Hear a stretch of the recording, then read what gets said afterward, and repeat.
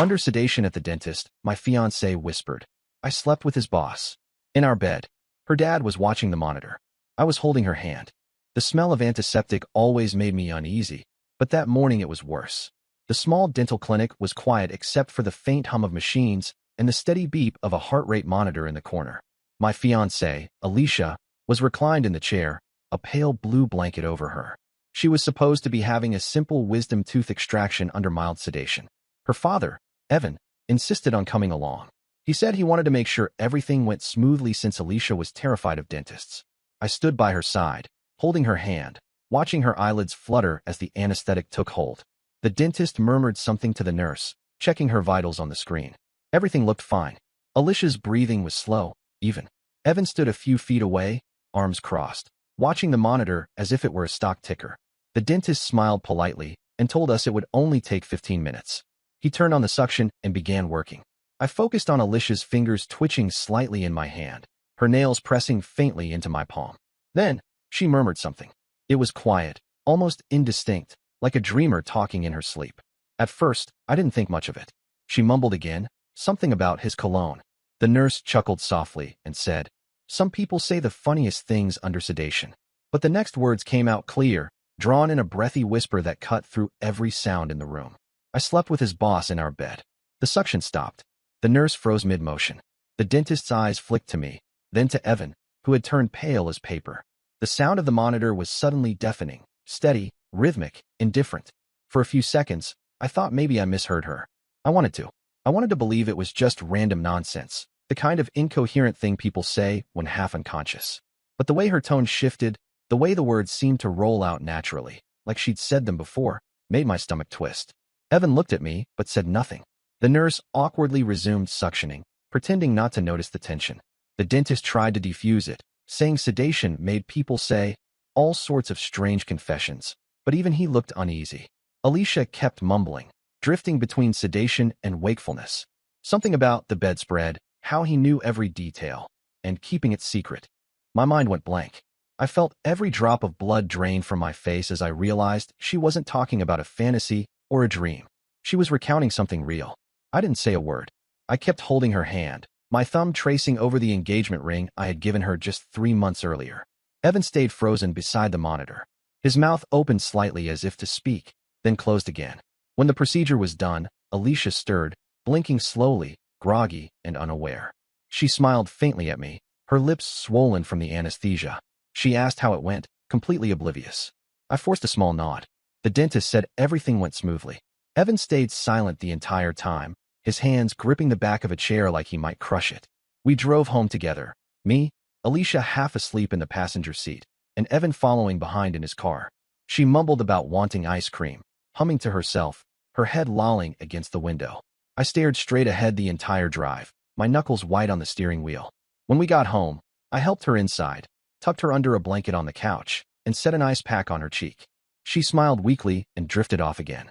I stood there, watching her chest rise and fall, that same rhythmic breathing that had sounded so innocent an hour ago. The words echoed in my head, every syllable, every pause. I slept with his boss. In our bed. It didn't feel real. My body went on autopilot. I took out the trash, washed a few dishes, and then sat at the edge of the bed staring at the same pillow she had mentioned under sedation. There was no scent, nothing out of place. The sheets were clean, but that didn't mean anything. Around midnight, when she finally fell into deep sleep, I unlocked her phone using the fingerprint she had registered. I'd never gone through her phone before. I wasn't the suspicious type, but my hands moved like they already knew what they were about to find. The messages were buried deep in muted chats. One name stood out, just the initial M. No profile picture, no emojis. I scrolled. The last message was from 3 weeks ago. You left the earring again. I'll drop it off when he's at work. I kept scrolling. Our bed feels different with him there now. Weird. Another message, weeks older, don't change the sheets. I wanted to still smell like you. That one hit me like a blade twisting into my chest. I felt a chill crawl up my spine, the kind that leaves your limbs heavy and numb. It could only be one person, Mark Preston, my direct manager. The man who'd hired me 2 years ago, mentored me, brought me into the company's core projects. The man who had congratulated me at our engagement dinner with a toast and a pat on the shoulder. I scrolled further back and found hotel receipts, screenshots of meeting confirmations, pictures of wine glasses. And then, One photo that made everything real. Alicia lying on our bed, her hair spread over the same gray comforter, a man's hand visible at the edge of the frame. Mark's watch, the same stainless steel Omega he wore every day. The floor felt like it tilted beneath me. I set her phone down slowly, breathing through my teeth to stop the shaking.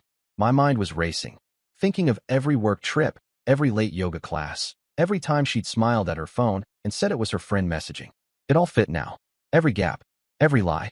At 2 a.m., Evan texted me, "We need to talk tomorrow. Just us."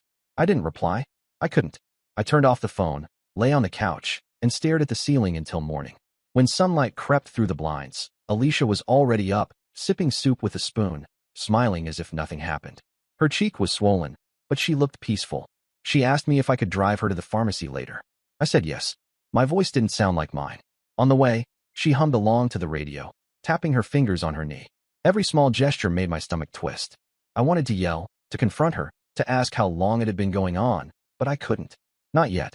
Evan called during the drive. I picked up. He said he'd drop by in the evening. His tone was firm, controlled, but there was something else underneath, shame. Maybe guilt. That night, when he came, Alicia was asleep again from the pain meds. We sat in the living room. He didn't look at me at first. Then he spoke quietly. He said he didn't know what to tell me at the clinic. He didn't want to believe it either. He said Alicia had always been reckless, emotional, and that her last relationship ended because of something similar. He said he'd hoped she'd changed. I listened, silent. The room felt heavy. He admitted that hearing her confess under sedation was the most humiliating moment of his life. Watching his daughter expose herself like that, knowing her fiancé and father were both in the room, it crushed him. He told me to think carefully before doing anything rash. That she would deny it, cry, twist the story. He said she always did. I didn't argue. I thanked him for his honesty and said I'd take care of it. He left quietly. When I returned to the bedroom, Alicia was half awake, murmuring something about her dreams. She reached for my hand in the dark. I hesitated, then let her fingers wrap around mine. She whispered she loved me. I said nothing. In that moment, I decided I wouldn't confront her yet. She wouldn't cry her way out of this. She wouldn't twist it or make me doubt what I'd heard. I wanted her to believe everything was fine while I figured out how deep this went. Because if she could look me in the eye, kiss me, sleep beside me every night, and still bring another man into our bed, then I wanted to see how far she'd go when she thought no one knew. That was the night everything shifted inside me. Something quiet, something cold. And from that moment on, I wasn't her fiancé anymore. I was the man who was going to end her lies without ever raising his voice. The next few days felt like living inside a movie where everyone else had the script but me. Alicia moved around the apartment like nothing had happened, sending work emails, blending smoothies, scrolling through her phone with that same casual rhythm she always had. She was good at pretending. Too good. I started matching her calm with my own. I made coffee every morning, asked about her sleep, kissed her cheek before heading to work. I needed her to believe I was still the same person who didn't know a thing. But every time her phone buzzed, my chest tightened. At work, Mark greeted me like usual, cheerful, confident, loud enough for the whole office to hear his voice. He was one of those people who thrived on attention, the kind who never really looked at you, only past you. He asked about Alicia's recovery and offered me a beer after work to celebrate surviving wedding planning.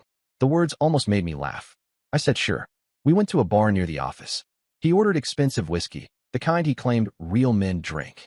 He talked about deals, upcoming promotions, how the company was looking to expand to a new branch. I nodded and smiled while my stomach twisted. Every time he leaned closer, the faint trace of his cologne, smoky, sharp, recognizable, made my skin crawl. When he went to the restroom, I stared at his phone left on the table. For a second, I almost grabbed it. But that would have been too obvious. Too desperate. Instead, I asked the bartender for the receipt when we left, claiming I needed it for expense tracking. It wasn't much, but it gave me a small thread to pull later: time, place, payment details. At home, Alicia was lying on the couch watching some dating reality show. She smiled when I walked in, asked how my night went, and joked about my bromance with Mark. She wasn't nervous. Not even a flicker. She'd buried her guilt so deep it didn't exist anymore. That night, after she fell asleep, I went to her car parked in the lot. I'd bought a small voice recorder that afternoon, a simple black device with long battery life. I hid it inside the lining of the driver's seat, just under the fabric. It wasn't paranoia anymore. It was preparation. For the next few days, I lived two lives, one where I played the loyal fiancé, and one where I quietly took notes. Alicia started leaving for yoga twice a week again. Her sessions, apparently, lasted 2.5 hours each. I checked her car's GPS through the insurance app. She didn't even know it logged every trip. She wasn't going anywhere near the studio. Instead, she was driving 25 minutes out to a quiet suburb, Maplewood Drive. At first, I thought it might be a friend's place, maybe a colleague's. But then I remembered Mark's address from the company Christmas party. Maplewood Drive. It felt like every bone in my body had turned to stone. I waited until the third yoga night to follow her. I left work early, parked 3 houses down, and watched through the windshield. Her car pulled up right on schedule. She walked up to Mark's front door carrying a bottle of wine and a bag that looked suspiciously like an overnight kit. She didn't even hesitate. The porch light came on. Mark opened the door. No surprise. No caution. Just a grin. I sat there in silence, gripping the steering wheel so tight my fingers ached. The blinds were open just enough for me to see them inside. She took off her jacket, laughed, poured herself a drink, and leaned into him like it was the most natural thing in the world. Her hand rested on his chest, her head tilted the same way she did with me. Something cold and strange settled over me. Not anger, not jealousy, just an eerie calm. I didn't take pictures. I didn't record anything. I just watched until the lights in the living room went dim and their shadows disappeared down the hall. I drove home without a sound. The next morning, she came back smelling like lavender soap. She said traffic was awful and that she might quit yoga because the instructor's attitude sucked. I nodded, made her coffee, and packed her lunch. She smiled and called me the most patient man alive. If only she knew. A week later, Mark asked me to join him on a client trip. It was only a one-day event, but he wanted me to handle a presentation. I agreed immediately. While he was outlining the plan, his phone lit up on the desk. A message preview popped up for a split second. Can't tonight. He's off early. The contact name was A. That was the moment I stopped wondering and started planning. That night, I listened to the recording from her car for the first time. I didn't expect to hear much, maybe a few phone calls or some music. But after about an hour of driving sounds, I heard her voice. Calm, casual. Then another voice, Mark's. He was asking if I'd suspected anything yet. She laughed and said I was too trusting. They joked about the day of the dental procedure. She said her dad looked like he'd seen a ghost. She even admitted she remembered saying something, but didn't think anyone took it seriously. I stopped the playback there. My hands were shaking too much. The next morning, I went into work earlier than usual. Mark wasn't there yet. I printed out a few key project files he'd left incomplete, things he'd been taking credit for, but never actually finished.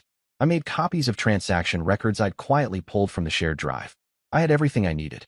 Not for revenge, not yet, but for insurance. At lunch, Alicia texted me saying her father wanted to meet me over dinner that weekend. That sounded strange, considering he'd barely spoken since the day of the confession. When Saturday came, we went to his house. He greeted her coolly, almost formal. His tone with me, though, was strangely warm, measured, deliberate. Dinner was awkward. Evan barely looked at her. At one point, Alicia excused herself to the restroom. As soon as she left, he asked if I'd decided what to do.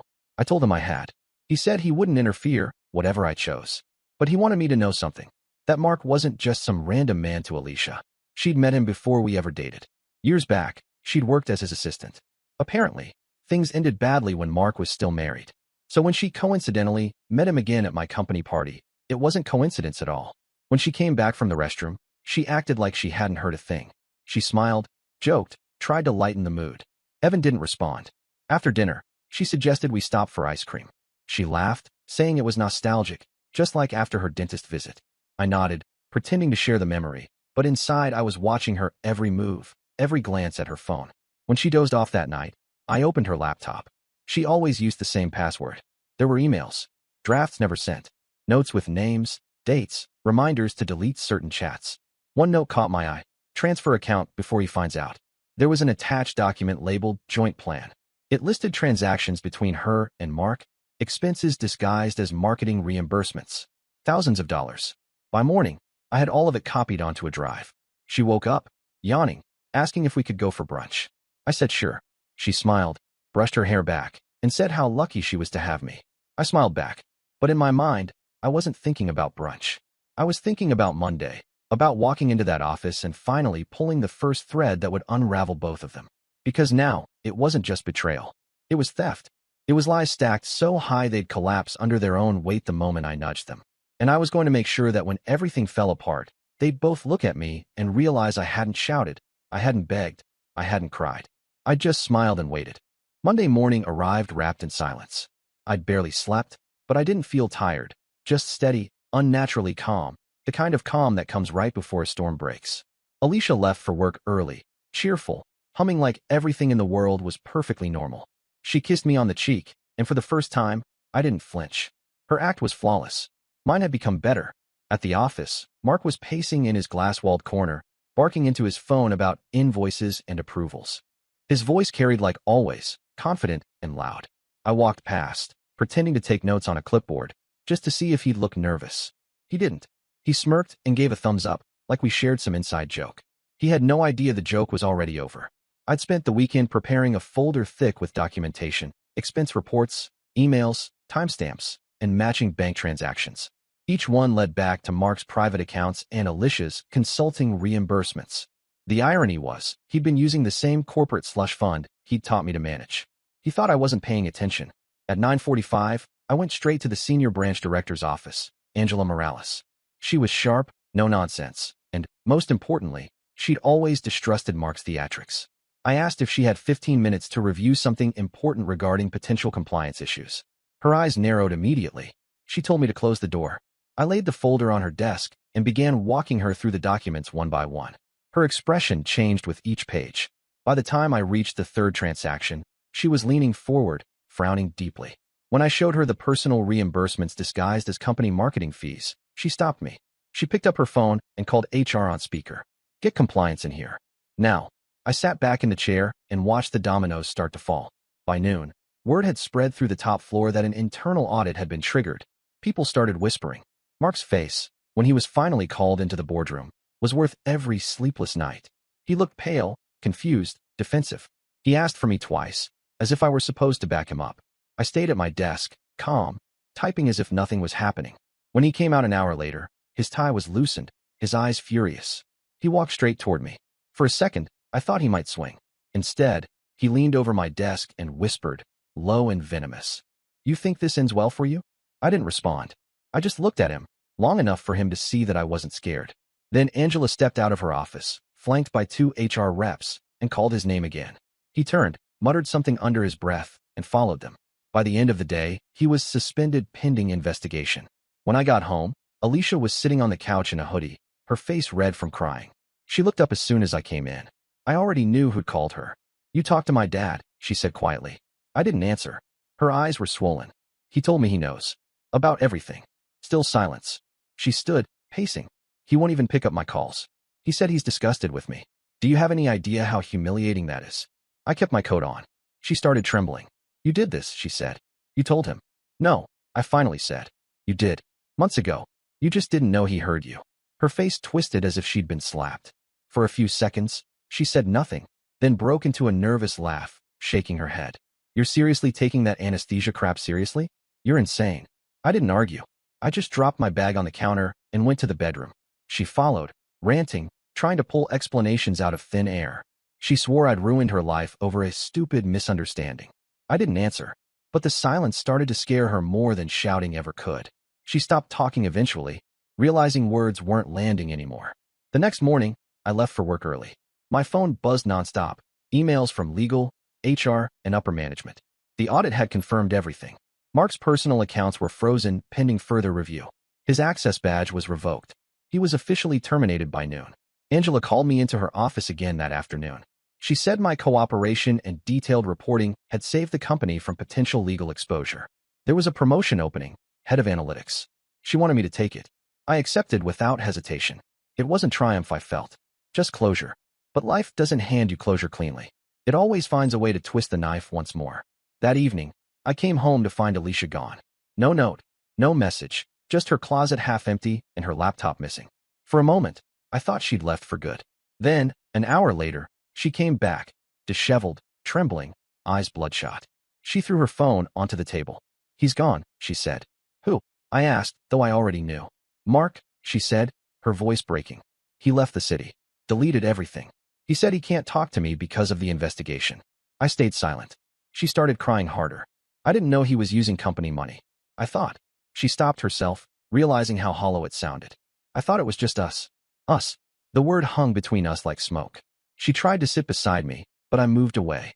That small shift seemed to crack something in her. She started shouting. about how I destroyed everything, how her father wouldn't speak to her, how Mark had ghosted her, how the world had turned against her. Then she said the one thing that made my jaw tighten. He told me he'd take care of me, that I didn't need you once the promotion went through. It wasn't anger I felt. It was the realization that I'd been engaged to someone who measured loyalty in dollars. I stood up, took my jacket, and walked out. I didn't go far, just to the park near our apartment, where the air smelled faintly of rain. I sat there until sunset, watching people walk their dogs, couples laughing, kids running. Normal life. Something I hadn't felt in months. When I returned home, she was asleep on the couch, makeup smeared, surrounded by empty wine glasses. Her phone buzzed on the table. I picked it up. A new text from an unsaved number glowed on the screen. It read, "Delete everything. They're asking questions. Don't contact me." No name. But the message was marked from a location, one I recognized. The same downtown hotel where Mark had hosted client events. I copied the message, took a screenshot, and set the phone down. The next day, I met with HR again, this time privately. I handed them the screenshot and told them it might help the case. They thanked me. Alicia didn't know I'd done it. She was too busy trying to reach her father, who still refused to speak to her. When he finally picked up, his words were cold, measured, final. He told her she'd embarrassed the family beyond repair, that she'd made her own bed, and he wouldn't bail her out again. Then he hung up. She sat at the table for an hour, staring at nothing. That night, she packed another bag. She said she needed space. I told her that was fine. She asked if I was leaving her. I said nothing, and that seemed to answer it for her. When she left, she didn't even close the door behind her.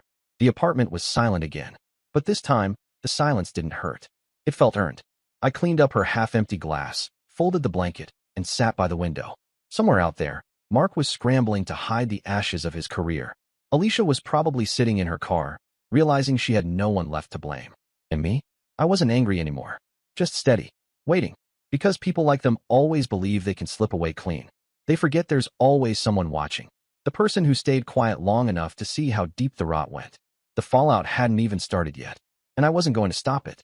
2 weeks passed before everything collapsed. Alicia had moved in with a friend temporarily, though I suspected it wasn't out of shame but strategy. She was trying to find a way to claw her way back into someone's favor. Mine, her father's, or maybe even Mark's. She sent the occasional text, always polite, never emotional. "Hope you're doing okay. We should talk soon. I still care about you." I didn't respond to any of them. Work became strangely quiet after Mark's dismissal. People walked past my new office without saying much, their eyes filled with that mixture of curiosity and relief that always follows someone else's downfall. Angela stopped by once to congratulate me on the promotion officially. She said my integrity during the audit had impressed corporate, that I'd probably saved dozens of people from being implicated in Mark's misuse of funds. I nodded, thanked her, and went back to work. But the truth was, it didn't feel like victory. It felt like cleaning up the mess after a long, ugly storm. The real consequences began when Alicia's father, Evan, called me. His voice was exhausted. He asked if I'd heard from her. I said only through text. He sighed, said she'd tried to move some of his money out of a shared account she wasn't supposed to access anymore. Apparently, she'd convinced him to put her name on certain funds years ago for emergency use. He caught the transaction in time and froze the account. His final words to me were quiet but heavy. "I can't help her anymore. She's made her bed." The same day, I got an email from HR confirming the outcome of the internal investigation. Mark had been found guilty of embezzlement, falsifying invoices, and conflict of interest. Legal charges were being prepared. Alicia's name had come up during questioning. Though they hadn't pursued her formally, she'd been categorized as an external beneficiary. Still, that term alone was enough to destroy her professional credibility. By Friday, her firm had let her go. Officially, it was for restructuring, but everyone knew better. She'd been working for one of our partner companies. Ironically, the one Mark had directed most of the fake marketing expenses through. The connection was too obvious to ignore. That weekend, she showed up at my building. I saw her on the security camera feed before she even rang the bell. Her hair was tangled, her eyes swollen, her expression somewhere between rage and desperation. When I opened the door, she pushed past me, dropping her purse onto the floor. "You need to help me," she said, her voice trembling. I didn't move. "Help you with what?" "Everything's falling apart," she said. "I lost my job, my dad cut me off, and everyone thinks I was part of his fraud thing." She ran her hands through her hair, pacing. "I didn't know about the money, I swear. I just thought he was helping me out." Her words fell into the silence of the apartment. She looked around, noticing my things rearranged, her photos gone, her side of the closet empty. You already moved out? She asked, voice cracking. I said I was only making space. Her eyes filled with tears. You can't just throw everything away because I made one mistake. One, I said quietly. That stopped her. She stared at me, trying to read my face, maybe hoping for softness that wasn't there. When she didn't find any, she switched tactics. Anger. You think you're some kind of hero now? She snapped. You ruined his life. You destroyed everything because you couldn't handle the idea that someone else wanted me. I didn't answer. Her words came faster, sharper. She said I'd embarrassed her, humiliated her father, and played victim for sympathy. I just stood there, letting her spiral until her voice cracked again. Finally, I said, Mark's being charged with embezzlement. You knew where the money came from. You just didn't want to ask. She stared at me like I'd slapped her. Then she said the thing that revealed exactly who she'd always been. He told me he'd leave his wife. He told me we'd start a new life once he had enough saved. I waited for him. I believed him. I didn't say it, but I realized she wasn't mourning me, or even her reputation. She was mourning the life she thought she'd stolen and lost. When she finally stopped crying, I handed her an envelope. Inside was a check, her half of the security deposit for the apartment, and the remainder of her personal belongings list I'd inventoried. No note, no explanation. She looked at it like it was an insult. That's it. That's all there's left, I said. Her eyes hardened. You think you're free from me? I don't think, I said. I know. She slammed the door on her way out, her footsteps echoing down the hallway. After she left, I poured myself a glass of water and stood by the window, watching the street below. Rain had started to fall, slow and steady. I wondered if she even had anywhere to go. But that thought didn't stay long. Pity had no place left here. A month later, I heard through a mutual co-worker that Mark had been arrested. His assets were frozen, his wife filed for divorce, and his name had become a whispered warning in every boardroom. The same co-worker said Alicia tried to contact him in jail. He refused to take her call. Evan reached out again around that time, asking if I was doing all right. He said he regretted not telling me about her past sooner. I told him it wouldn't have mattered. She would have found another way to hide it. He said he'd started seeing a therapist after everything, that he was trying to understand how his daughter became so good at deception. I told him not to blame himself. Some people just learn how to lie like it's language. Life eventually settled. I focused on work, took the new role seriously, started traveling again. I didn't talk about what happened to anyone. It became one of those stories people whispered about behind closed doors, always slightly exaggerated, but never far from the truth. The strangest moment came months later, during a follow-up visit at the same dental clinic. The assistant recognized me immediately and smiled awkwardly. No big secrets this time, right? She joked. I smiled back, faintly. Let's hope not.